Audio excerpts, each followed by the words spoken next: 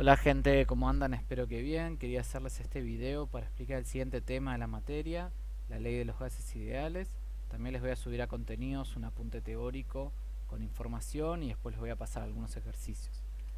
Antes de avanzar vamos a definir algunas cuestiones sobre los gases. Las partículas de los gases se mueven a gran velocidad ya que poseen alta energía. Em, si uno piensa la materia a través del modelo cinético de partículas, podemos eh, considerar que todo tipo de materia, ya sea en estado líquido, sólido o gaseoso, está formado por partículas que se mueven dependiendo de la cantidad de energía que tienen. Si observan ahí en la imagen, se ve que las partículas se están moviendo a gran velocidad. Eso sería una forma, una representación para demostrar que tienen alta energía, ¿sí? Cuando yo voy aumentando la energía de un cuerpo, de un gas o lo que sea, sus partículas se mueven cada vez más rápido, a mayor temperatura, va a haber mayor movimiento. Tengan en cuenta este concepto para ir entendiendo algunas cuestiones más adelante. Otra particularidad de los gases es que no tienen ni volumen ni forma propia. Como ven en la animación, si yo saco el tapón de esa botella, el gas escapa, ¿sí? Y pierde su forma y también pierde su volumen. No quiere decir que no ocupen un volumen, lo ocupan, pero no es fijo este. Si yo libero la fuerza, libero la tapa, el gas escapa y trata de ocupar todo el volumen que pueda. Los gases naturalmente tienden a expandirse, ¿sí? Bien. Eh, Antes de continuar tenemos que definir un par de cuestiones. En primer lugar, el volumen, ¿sí? En ese esquema yo estoy representando un gas contenido dentro de un espacio cúbico. Fíjense que las partículas se están moviendo y están tratando de escapar, están tratando de salir y van chocando con las paredes del recipiente. Un gas va a ocupar el volumen que yo le permita. Si yo lo encierro en un lugar de volumen fijo, como ese cubo, el volumen que ocupa ese gas va a ser ese. Si le doy más espacio va a ser mayor el volumen, si le doy menos espacio será el menor. Yo puedo cambiarle el volumen a un gas, pero tengo que tener en cuenta que otras características del gas también van a ir cambiando. La temperatura de un gas lo puedo medir con algún tipo de termómetro o algún otro elemento. Es muy relacionado con lo que les decía antes. A mayor temperatura, mayor será el movimiento, mayor serán los choques también que esas partículas hagan contra las paredes del recipiente. Si yo aumento la temperatura de un gas, este tiende también a tratar de ocupar más espacio, porque piensen que va más rápido, así que tiende como a expandirse. Por último, yo puedo medir la presión de un gas. Este es un concepto que tal vez no es tan cotidiano, pero ya hemos escuchado hablar de la presión atmosférica, ¿sí? La presión que ejerce la atmósfera sobre nosotros. En la parte de contenidos tienen un pequeño apartado que explica un poquito más de esto. Sepan que la presión de un gas es ejercida contra las paredes internas del recipiente que lo contiene, ¿sí? Entonces fíjense que estas cuestiones se van relacionando. Yo les acabo de decir que si le meto más energía, o sea, aumento más la temperatura, las partículas se van a mover más rápido y van a chocar más veces contra la superficie interna del recipiente. Con todo esto, estos tres investigadores, Boyle, Charles y Gay-Lussac, a partir del siglo XVIII, XVII y XVIII empezaron a encontrar ciertas relaciones entre estas tres magnitudes de un gas, presión, temperatura y volumen. A través de ciertas experiencias llegaron a enunciar tres leyes, las cuales vamos a resumir brevemente. La presión, la temperatura y el volumen de un gas están relacionados entre sí. Y de esta manera, si el volumen de un gas disminuye, la presión aumenta. Tiene sentido porque piensen que yo ahí estoy comprimiendo el gas.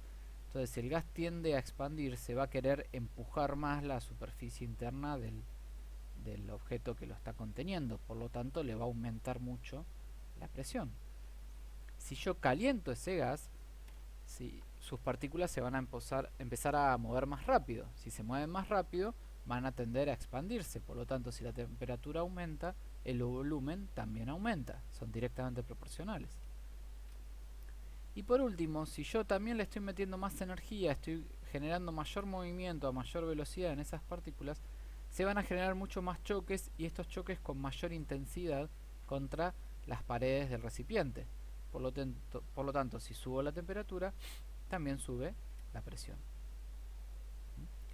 Estas tres leyes luego fueron tomadas por otros investigadores y vieron que se podían relacionar en una única ecuación que fue llamada la ecuación de los gases ideales, la cual está acá, ¿sí? Y eso se lee como que la presión multiplicada por el volumen de un gas es igual a la cantidad de ese gas multiplicado por R, que es una constante, y multiplicado por la temperatura. O sea, presión por volumen es igual a N por R por T.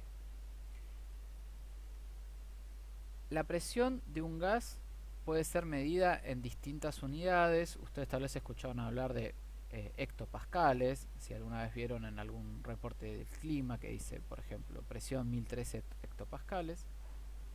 El volumen va a ser medido en litros. N es la cantidad del gas, va a ser medida en moles. Y R es un número, es una constante, que se encontró luego de realizar varias experiencias que relacionaban la presión, el volumen, la temperatura con la cantidad.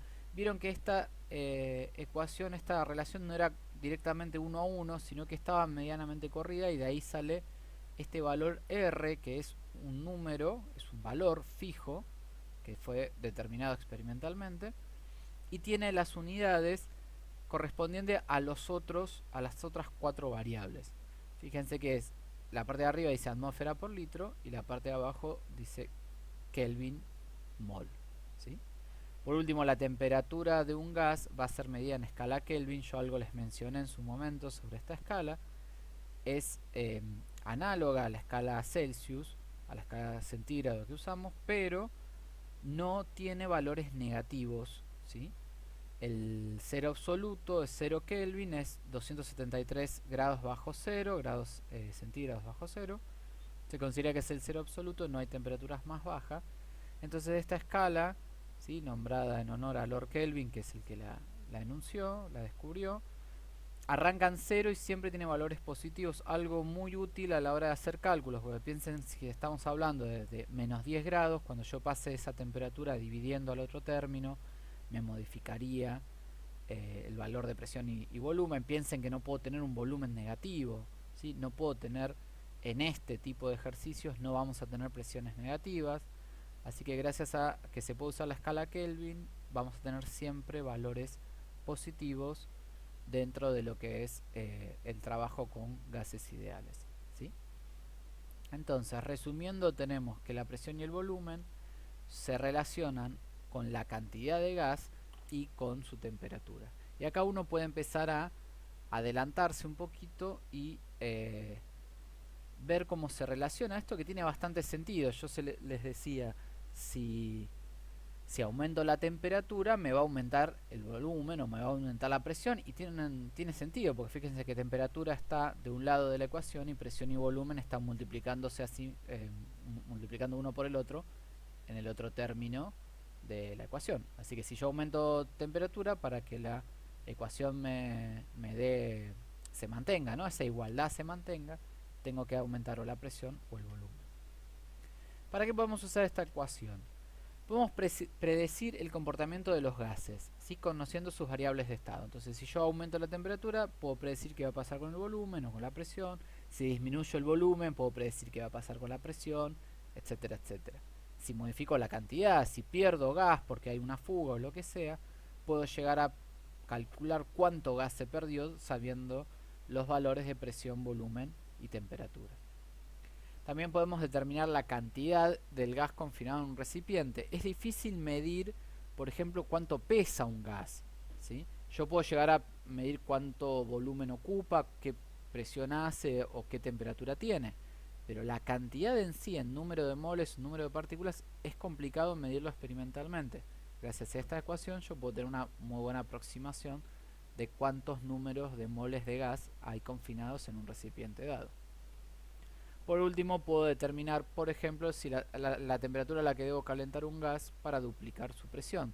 Si yo necesito que la presión de un gas, por algún motivo, llegue a cierto valor determinado, con esta ecuación yo podría saber, bueno, cuánta temperatura le tengo que agregar, cuánto lo tengo que calentar para que la presión de mi gas aumente, ¿sí? Para continuar vamos a resolver dos ejercicios modelos típicos de este tema. Vamos a ir de a poco enumerando los pasos para que ustedes después puedan hacerlo en sus casas. En primer lugar tengo que determinar datos y unidades correspondientes. El ejercicio está ahí enunciado. Pide la temperatura de 5 moles que están dentro de un recipiente de 12 litros y una presión de 2 atmósferas. Yo les recomiendo que vayan reconociendo los datos. 0,5 moles me está indicando cantidad. 12 litros es el volumen y 2 atmósferas, como bien dice el enunciado, es la presión. Por último nos piden calcular la temperatura, por lo tanto esta va a ser mi incógnita. Anoto los datos, ahí tengo los 5 moles, 12 litros, 2 atmósferas, temperatura incógnita.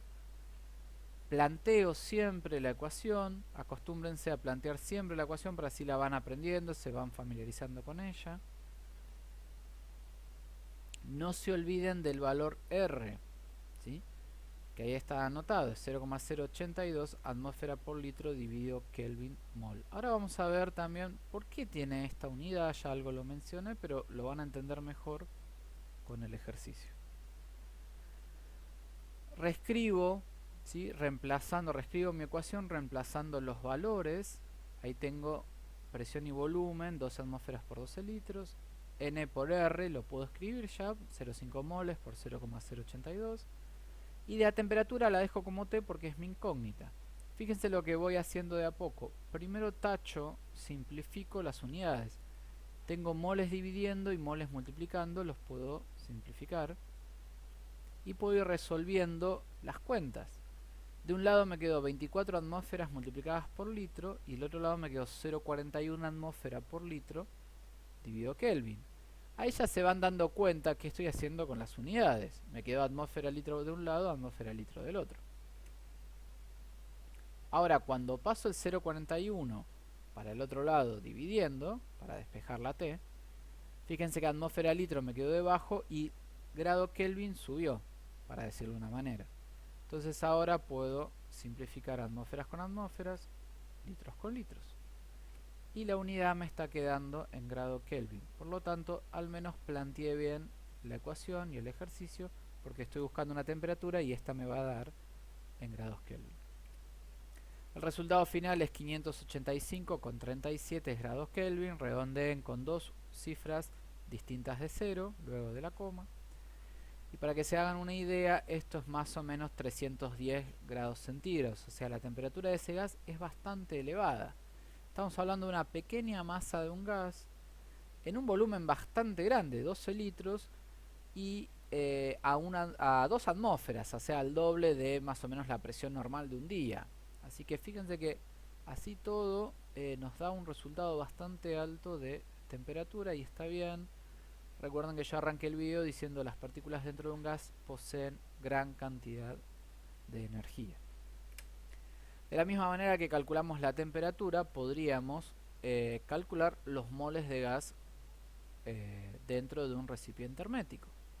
Para eso acá plantean el ejercicio los siguientes datos. Tengo 303 grados Kelvin de temperatura, recipiente hermético. Esto quiere decir que no se escapa nada del gas, pues si el recipiente no es sumamente hermético, el gas empieza a perderse, entonces la cantidad de moles empieza a disminuir. Como cuando yo dejo un globo mucho tiempo y de a poquito se va desinflando. ¿Por qué? Porque el globo no es completamente hermético. 5 litros del recipiente, la presión interna es de 5 atmósferas y lo que me piden como incógnita son los moles de gas. Vuelvo a anotar los datos. Vuelvo a anotar siempre la ecuación PV igual a nRT. Siempre, aunque hagan 15 ejercicios, escribanla siempre, así se acostumbran, así reemplazan bien los datos, pueden identificar qué les falta, qué datos tienen, si hay algo mal lo pueden identificar más fácilmente. Planteamos, empezamos a simplificar unidades, en este caso se van los grados Kelvin, con el grado Kelvin de R, de la constante. resuelvo. Fíjense que n me está quedando como mi incógnita ahora. Paso de término. Y ahora, atmósfera litros me quedó dividiendo al pasar de término. Atmósferas litros me quedó ahí arriba. Los puedo simplificar. El resultado me va a dar en mol. ¿Sí? Me da 1,00603 moles. Es igual a n, es igual a la cantidad de gas que había. De nuevo, fíjense que redondeé el 603. ¿Sí? Porque tengo que redondear con dos cifras distintas de 0 luego de la coma. Recuerden, un tema que ya estuvimos trabajando, aunque parece muy poquito, 0,06 moles son millones y millones y millones de partículas de gas. Así que no me pueden poner que el resultado es directamente 1. ¿Sí? 1,006 no es 1. En este tema que estamos trabajando, los decimales luego de la coma son muy significativos. ¿Sí? Pueden hacer variar mucho el ejercicio, así que tengan cuidado al redondear. Con esto estamos. De esta forma podríamos ir calculando cualquiera de las otras variables. Mientras que yo les dé los datos suficientes, pueden ir despejando las variables incógnitas. ¿Sí? Esto sería una primera aproximación del tema. Lo vamos a seguir trabajando a través de clases virtuales y yo después les armo otro video para que ustedes puedan empezar a resolver los ejercicios que les voy a ir subiendo a la carpeta de contenido.